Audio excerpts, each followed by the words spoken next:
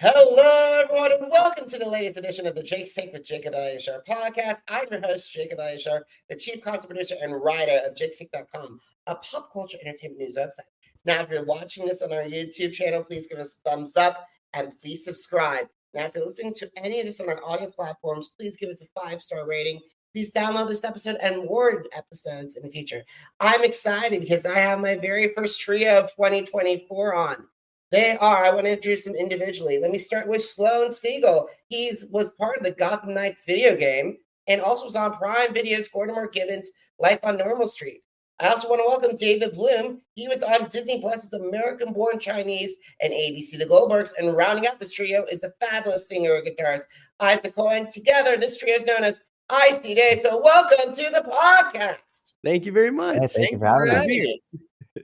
It's nice to meet all of you. Thank you so much for taking time out of your schedules to chat with me today. I really appreciate it. Of course. Thank you we for having us appreciate on. it. Oh, yeah, we're glad to be here. All righty. So I want to know the origin story. So how did all three of you meet? Well, it really started with me because I met Sloane and Isaac both around the same time. I met Sloane maybe, a decade ago. 11, 12? Maybe, I think we were 11 when we met, yeah. Sloane and I really became, I know you mentioned Gortimer Gibbon's Life on Normal Street. That's really where we became close friends. We were both on that show and we both just like spent so much time with each other and everything. And Isaac and I met in freshman year of high school. We were friends, but we also had to be in the same tent for our 9th grade camping trip. Yeah, that's how we become friends, right? But about 2-3 years ago, I introduced the two of them, and we all have this love for music, and we decided that we've all tried to write music individually, but let's kind of try to write music together. And it started to really work and kind of came together better than it ever had before in a more realistic way. So we just our friendship kind of grew from that even. Yeah, we kind of decided once we wrote a couple of songs, we were like, oh, this is really special. This is a sound that isn't out there. This is something that we think people should hear. And that's when we were like, you know what, let's just form a band and make more. Yeah, and it's really fun to just work with, my favorite people in the world every day, just work on the new songs. It's always a blast. I totally agree. Once you have I have had friendships that I've known since I was a kid, and I have long, over 20 years of friendship with some of my friends. Wow, that's incredible. Yeah, I can't wait till we've known each other for 20 years. We've already known each other for over a decade. I was like, I can't imagine 2 decades. You must know every single thing about your friends at that point. Another decade? That's how old I'm 2 decades old, so that's crazy. All righty, guys. So how did you guys come up with the name ICYDAY? Well, Isaac, you want to answer it? Yeah, Isaac, I mean, I can answer it. It's basically just a combination of all of our names. The I is for Isaac, the C is for Siegel, which is Sloane's last name, and Day is for David. And it kind of sounds cool when you put it together. And it took us a long time to try and find a name. Everything is already taken. Yeah, it's very hard to name a band. A lot. That's the hardest part. That and naming the album. It might be one of the hardest parts. Yeah. Sure, you can, get the software and you can write the music and everything, but try to name the band? No. I envy people who can just be their name. Yeah. But technically it is our name. So yeah. We found a way. But I guess we are our name in some way. And guys, don't worry, because other people have had success with that. NSYNC is a good example of that.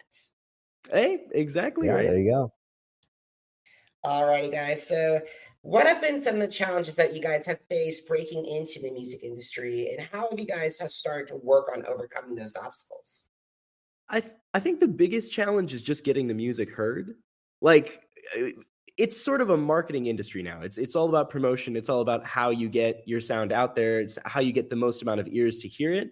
And it's about getting the attention for the music and for the band. I mean, that's been the most difficult thing. And to overcome it, it's just we're posting on all of our socials every day. We're doing wonderful interviews with people such as yourself. we're doing the best we can with all the resources we have to get our music out there, get it heard by just about everybody. And it's really just not even just a waiting game, but it's about putting in the work constantly every single day just to make sure we get out there, because the algorithm is a very hard beast to tame.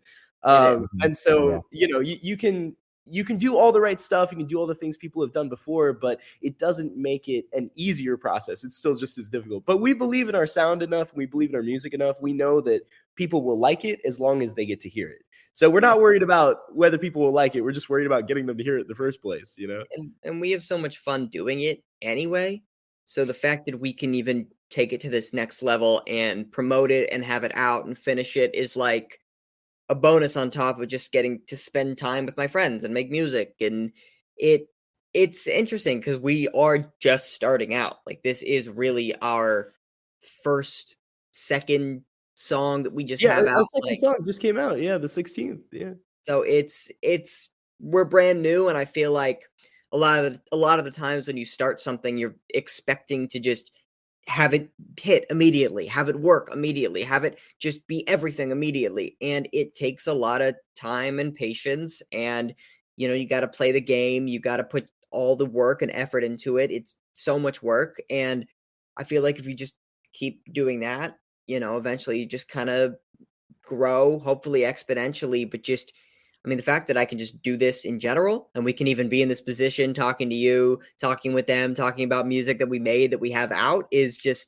that's just a plus to me, honestly. Also, we would have a way harder time without you, David, because David does all of our graphics and everything. He does he puts together all the videos, he puts together all the graphics, the covers. Like David is doing a lot of work constantly in order to get our music seen and heard and to look pretty, And so it's like once again, one of the things you don't even really think about when you make a band or when you put music out is like, oh, well, how are we going to make it look? How are we going to make it enticing for people to want to hear or see? And so it's like David does so much work for the band when it comes to that. But it's hard enough to just be a musician, but then to have to know the social media game and understand all of that and how to promote yourself. It's like, you just got to get more and more skills each and every day. Absolutely. And the thing is, speaking of social media, right now, as of this recording, and more recently, Universal Music Group removed its entire music library from TikTok due to contract disputes. So in your humble opinion, how will this decision help the ICYDAY grow its fan base? Really, I feel like, we all just are happy to be here in general. Like, we're just happy to be just a part of the conversation of people with music out there. And so, I know there's a lot of disputes when it comes to UMG and TikTok and everything. We're just grateful to be here. So, we're not trying to step on anybody's toes or trying to jump anybody with an opportunity now. So it's just it's not really about who's on or off a platform that we're on. It's more just about we're happy for the attention we do get for the music. So, no matter what the platform is. Yeah, no matter who's on there, no matter what other songs, I feel like part of this industry is just connecting with more and more people and building more and more people up. And I feel like that's been one of my favorite parts, is meeting people who are in similar positions as us, or meeting people who are years down the line from us, who have been able to find success, who are still looking for that major breakout. And it's like to just be, talk with them, be close with them, just kind of support one another, I think is in almost any creative industry is one of the most important parts. And it is so joyful to be able to, hey, I'll listen to your music, you listen to my music, hey, we can do this together, or hey, let's make a song together or something. And it just it's more joyful than it is stressful or competitive or anything. So I truly want to see everybody succeed, including us, but I want to see just everybody succeed in the best way possible. It's more of a collaborative process than anything. Of course. Yeah. And we're just excited for everyone to hear the music, because, a big reason as to why we make music is because we love the feeling that we get when we get to hear music, and we want others to experience that when they get to listen to our music. I totally agree. And besides, the more people that listen to your music, the bigger your platform grows. and you can have potential collaborators. And we'll get to potential collaborators in a minute, but first we got to talk about your music. So let's start with your very first single, Open Up. And I would love to hear the story behind that. Yeah, I mean, that song really started with, we all have a unique and different way of how we write each song. And this one came in, I brought in 3 or 4 chords that I liked and a drum beat that I had in my head. And we sat down with it. We got it in the program, in the software. And then we just kind of started playing with lyrics and what is this song about? And it started to formulate. And here's the verse, and here's how the chorus kind of changes, and here's a pre-chorus, and here's where the music drops out and comes back in. And the first lyrics we wrote for the song were Open Up. And that was the first part we said, and we're like, oh, we really like that. Let's keep going. And it slowly started to become this song about acceptance and love and getting to know somebody and letting somebody in unconditionally.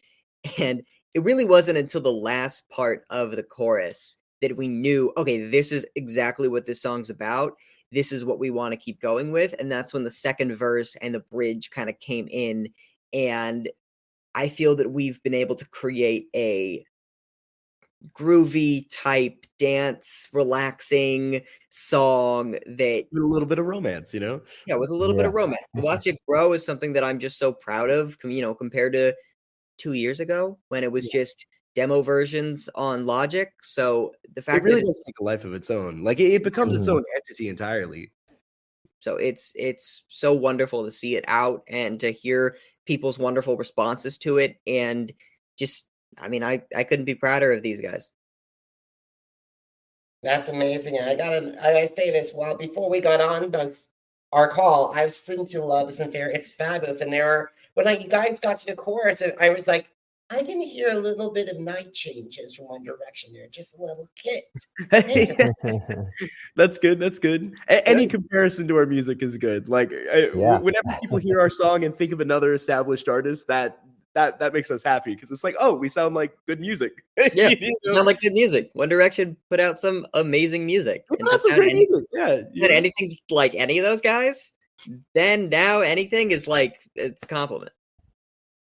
Absolutely, absolutely. So you guys have an incredible opportunity ahead of you because coming pretty soon, you guys have one more song, and that will be featured on Netflix's film Rock Bottom.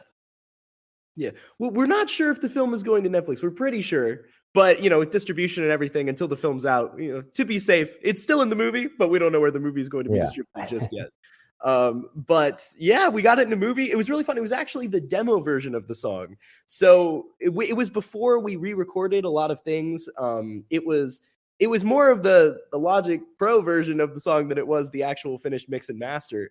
So it would be really fun to hear the movie, right? Oh, we'll see the movie and hear the song in the film and hear the comparisons because the final version of the song is unbelievable. Like it's probably my favorite song on the entire album.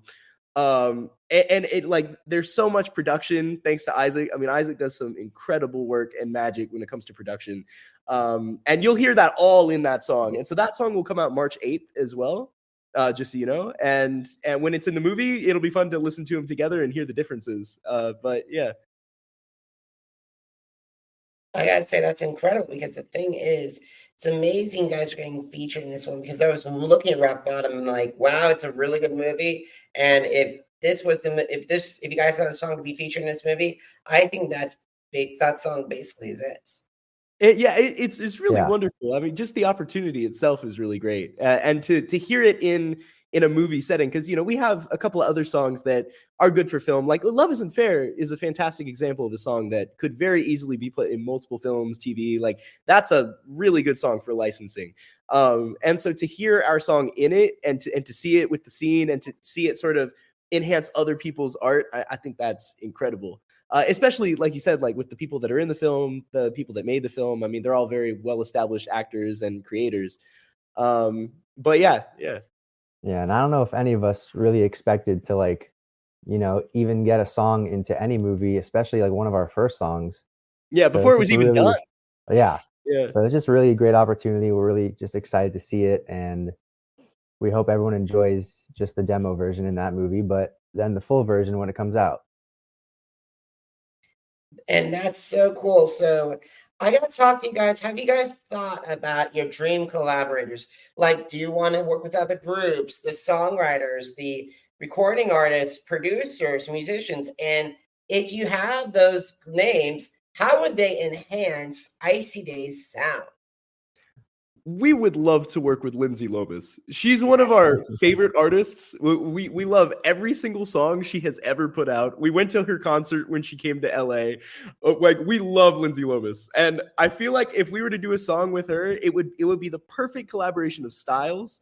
Like, her style inspired us a lot with many of our songs. And I think in order, like, doing a duet, right? That would be so cool. That's like our number one collaborator. That's like a dream, honestly. Yeah. That's like, I don't care what the song is. I don't care who sings, when, how. Like, that's just like, yeah, we're over the moon, such big fans of hers. So like, that's probably hopefully one day, I'd say. A lot of times in our podcast, a lot of people speak it out. And so hopefully now that it's out in the universe, hopefully Lindsay is watching or listening to this. I hope so, man. We make a song together. That would be awesome. Absolutely. So we got to talk about we got to talk about social media. So what are some of your platforms that you love interacting with the fans or have had some really good conversations or strong feedback from? I mean, our favorite, I want to say, is Instagram. Yeah. It's great for just kind of interacting with fans, talking to people, being able to put things out, you know, whether it's a story, whether it's a post, a reel. It makes it super easy. And it's been really good to us so far. TikTok's also been good. TikTok's also great. I mean, there's such a history of so many musicians being able to grow on TikTok. And I feel like where we are now in 2024, making music, to have all these, like, think about it, Instagram, TikTok, Facebook, Twitter, so many social media, even more than I've just mentioned. And it's all the music world right now, you know? Yeah. We're so lucky to be able to put our music on all of these platforms and just, like, you know, God forbid one doesn't work, maybe another one will, or maybe they both do, or maybe neither do, but you're still better off than just like taking your CD into a record store and saying, hey, can you put this out for sale? So although I do go into places, restaurants and coffee shops and stuff and ask them to play the song. I'm like, yeah. Hey, we just released this. I'd love to hear it. Yeah, like, but now they can go on Spotify or Apple Music or Pandora or something and type it in instead of being like, hey, here's my record. If you have a player back there, I'd love for you to spin it. Yeah, it was funny. But one of my favorite things my girlfriend taught me was, like, she was like, why don't we just call radio stations and ask them to play the song and see what happens? And so we took a night where we just called radio stations to see if we could get them to play it. And were you guys successful with that? Yeah. One of them played it. I think it was, oh goodness gracious, I think it was 104.2 or something. I can't remember the exact. We called so many, but it was. And also, by the way, you guys can say, if you guys have a ongoing playlist, please consider adding this to our playlist, because I think right now there are a lot more people that want playlists versus physical copy. Oh yeah, of course. Yeah, we love seeing what playlists we pop up in as well. Like seeing the song get added to a playlist is really cool, because then we get to hear their mix as well. And we hear other artists that we sound maybe similar to, or that, you know, it's like, I like hearing what people put next to us, you know? Absolutely. I totally agree. So guys, if you have any, ready, second last question. So here is the second last question. If you had the opportunity to meet with bands who are also who are in the middle of launching or starting to begin the steps to launch, what advice would you share with them? It's a good one. I would say, like, for promotional stuff, definitely, you know, watch videos on the internet, try to find, like, the best ways of promoting your songs and promoting your music. As for just creating the music, I would say just stay consistent with it, because it's really tough. Like, people see the outcome, they see the result, but they don't really know, like, all the work that goes into it.